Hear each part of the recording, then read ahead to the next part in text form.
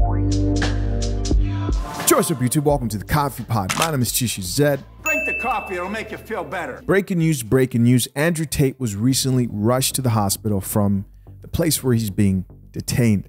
Now, guys, what's interesting about this specific story, when I saw this, because it was trending everywhere, the surprising thing is my reaction was not shock. My reaction was, oh, here we go. It's happening. Right? And why is that? I think, first of all, I have to give credit to Andrew Tate for being very upfront and honest with the fact that he said, I would never delete myself. And I'm now at the point where I actually truly believe they're going to try. Strike one is they try and shut you up and discredit you, which I've just been through. Strike two is they try and put you in jail for no reason. And strike three is... And of course, everybody was talking about the situation and looking for any details that may explain why he was rushed to the hospital. And then came this tweet that was tweeted around the time when he was rushed to the hospital that said, "The Matrix has attacked me, but they misunderstood. You cannot delete an idea. Hard to delete."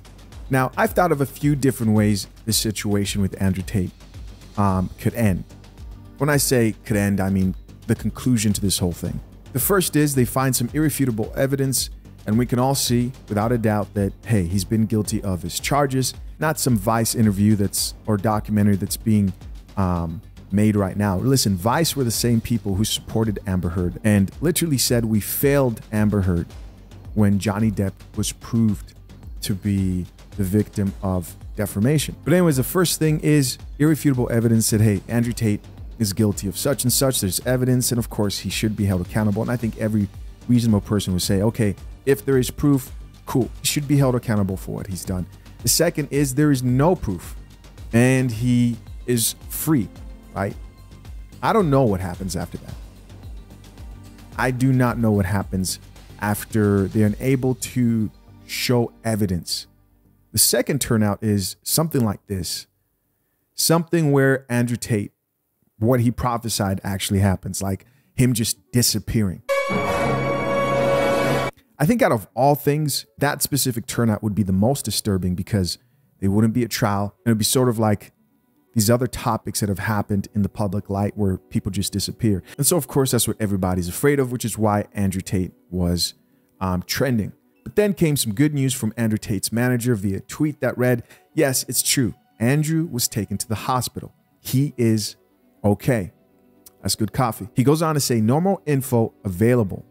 Sorry, I can't answer all DMs, too many of them. All right, so that's good news. It appears Andrew Tate is safe. But if you thought that was the most disturbing thing that I saw today, take a look at this. This post is brought to you by the Coffee Pod Official. Follow us on Instagram. The post reads, United Kingdom schools are developing lessons to re-educate teens brainwashed by Andrew Tate.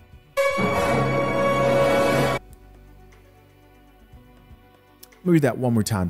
Yes, just so you know you heard this right. United Kingdom schools are developing lessons to re-educate teens brainwashed by Andrew Tate. Unbelievable. Here's an article from the New York Post with a little bit more information that reads, teachers in the United Kingdom are creating lesson plans to re-educate teenage students who have been brainwashed by the misogynistic influencer Andrew Tate, according to a report. Tate, who is locked up in a Romanian prison on charges of rape and trafficking, has had a toxic effect on teens who have embraced his hateful ideology, forcing teachers to address his views with students, according to the Sunday Times. A school in South London gave a presentation to a group of 14-year-olds after teachers became concerned about the students expressing ideas they learned from a self-described misogynist.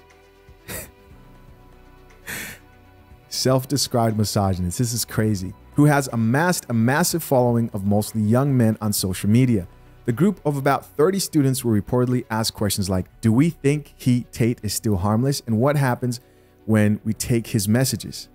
The conversation quickly turned into a debate about rape, with about 10 of the students maintaining that women were responsible for their sexual, a view propagated by Tate, which is not true at all. At all. And you know this if you've seen the Piers Morgan interview where he tried to railroad him about this specific point. Article goes on to say the male teacher then asked the students how they would feel if one of their family members was a rape victim. At that point, a lot of boys changed their tone when I put their mother or sister in that spot. But it was worrying that a few core kids didn't and still said they would be to blame. The teacher, who spoke anonymously, told the Times. All right, guys, so there you go. Absolutely insane. Absolutely insane. Guys, listen, this is what they do, is that they'll take messages and broaden their terms, not understand that there's nuances and gray areas to these conversations.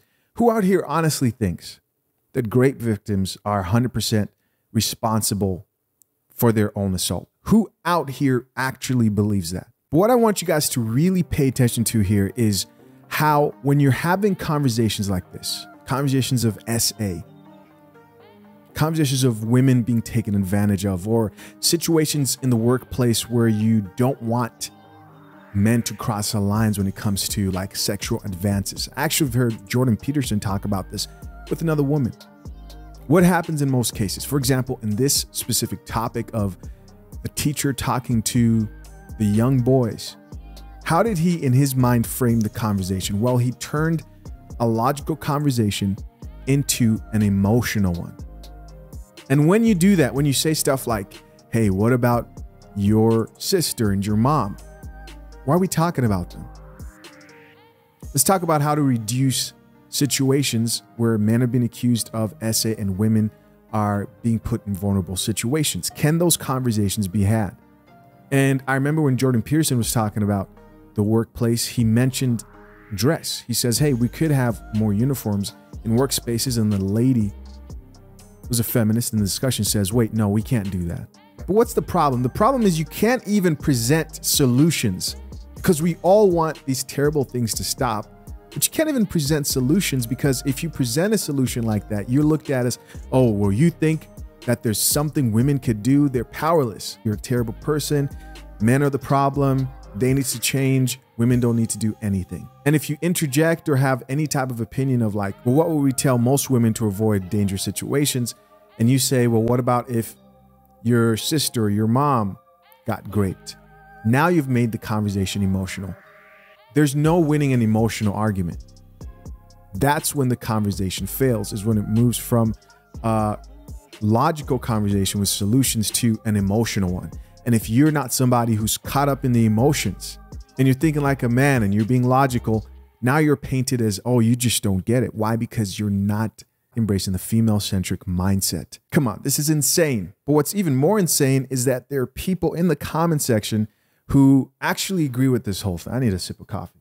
For example, this commenter who says, not a bad idea. He has some of these younger generation effed up in how they think when it comes to how to perceive and interact with or treat women. If you're doing anything less of pandering or feeding into modern women's delusion today, you'll be labeled a person with hate. If you say, hey, I want to be with a woman who embraces her femininity, gives me something I want, brings something to the table that I value, and if she doesn't, I'm not going to deal with her. I'm not going to value her, right? Not your personal worth and your value. God loves you. Your mother loves you. When it comes to intersexual dynamics and relationships, men are speaking up and being honest about what they want. But if you're that, be ready to be labeled some type of misogynist. Let's check out a few more comments here. This next guy says, so he brainwashed young men by telling them to put themselves first and not chase women who don't want nothing to do with you. LOL. 1,000 likes. Yes, that's the message. See, if you've ever wanted proof that we no longer live in this patriarchy, that we live in a gynocracy, a female-centric society that pushes, supports anything that is only right for women, and if it empowers men, it is bad. Here's your proof right here, guys. This is your proof glaring at you right in your face. Think if this was reversed.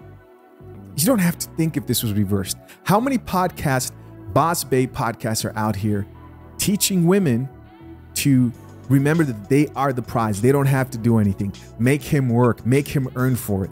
You deserve the best. If he's not earning 6 figures or more, he's trash.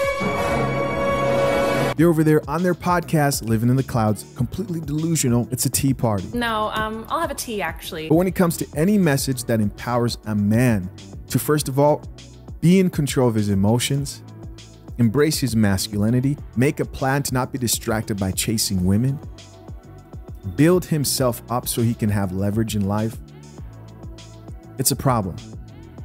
But you know what they'll always allow? They'll always allow celebrities, musicians in specific, and celebrities, all right, like public figures today, to push a message that decays society.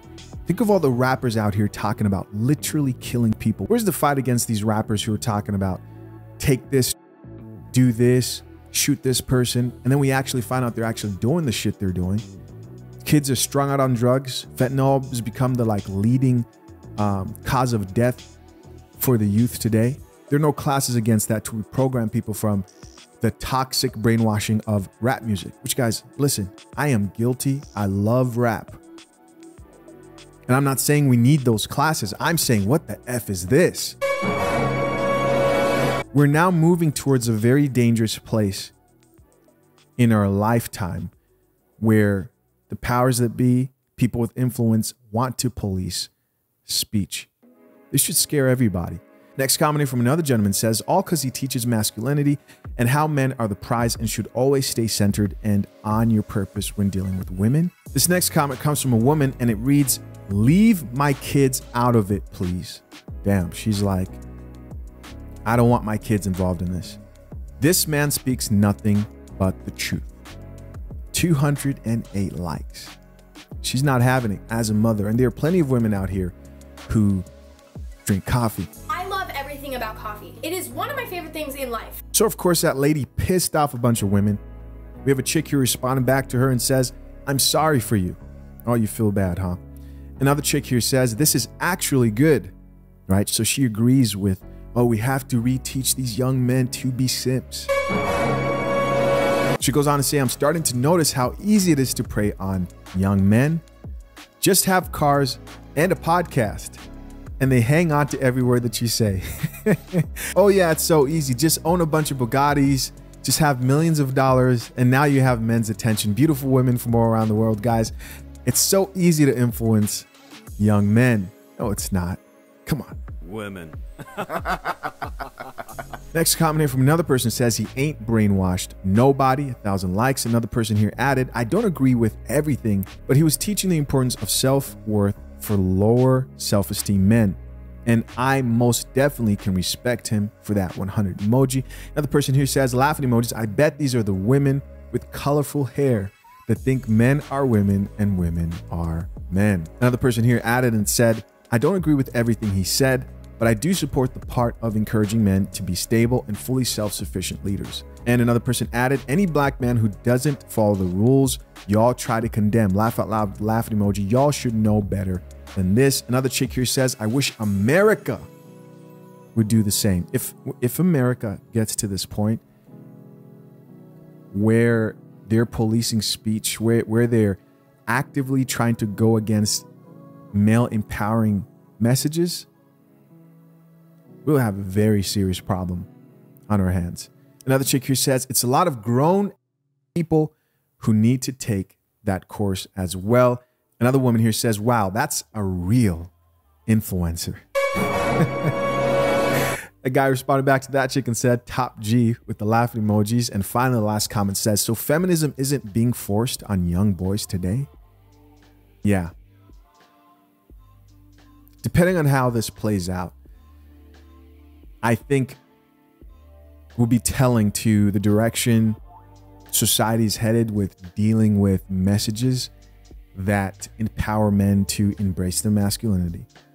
And they're going to group everybody in the same box. Doesn't matter how extreme you are, you're going to get grouped in the same box. We live in this world today where if you don't agree 100% with somebody, then that person is evil. He has to be banned. He has to be canceled. People are okay with that person getting wiped off the face of the earth.